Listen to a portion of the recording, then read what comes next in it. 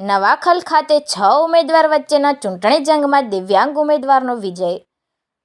જેની દિશા નક્કી છે કે મારે કંઈક કરવું છે, એને સફળ થવામાં કોઈ જ રોકી શકતું નથી. આવું જ કંઈક આંકલવા તાલુકાના નવાખલ ગામે બન્યું છે. નવાખલ ગામે 6 ઉમેદવાર વચ્ચે સરપંચની ચૂંટણીનો જંગ જામ્યો હતો, જેમાં આંખે દિવ્યાંગ અને અલ્પદ્રષ્ટિ ધરાવતા યુવાન ઉમેદવાર દિલીપભાઈ સોલંકીનો વિજય થયો છે.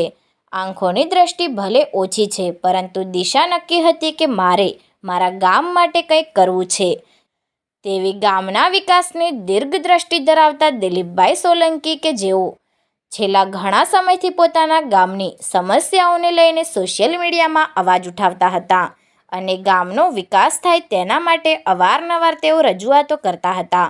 જો કે આ બધી જ બાબતોથી નવાખલ ગામની પ્રજા વાકેફ હતી. સમય એવો આવ્યો કે દિલીપભાઈ સોલંકીએ આ વખતે સરપંચના ઉમેદવાર તરીકે ઉમેદવારી નોંધાવી અને 6 ઉમેદવાર વચ્ચે બરાબરનો ચૂંટણી જંગ ખેલ્યો. પરંતુ કહેવાય છે કે જેમ સાચા હીરાની પારખ ઝવેરી કરે છે, તેમ નવાખલ ગામની પ્રજાએ જાણે કે સાચા હીરાની પારખ કરી હોય તેમ અલ્પદ્રષ્ટિ ધરાવતા દિલીપભાઈ સોલંકીને ખોબલે ખોબલે મત આપ્યા અને દિલીપભાઈ સોલંકી વિજય બન્યા. જો કે આ જીતને દિલીપભાઈ સોલંકીએ પોતાની નહીં પરંતુ પ્રજાની જીત ગણાવી છે અને પ્રજાએ પોતાના પર મૂકેલા વિશ્વાસને તેઓ સાર્થક કરી બતાવશે તેવી પણ નેમ વ્યક્ત કરી હતી.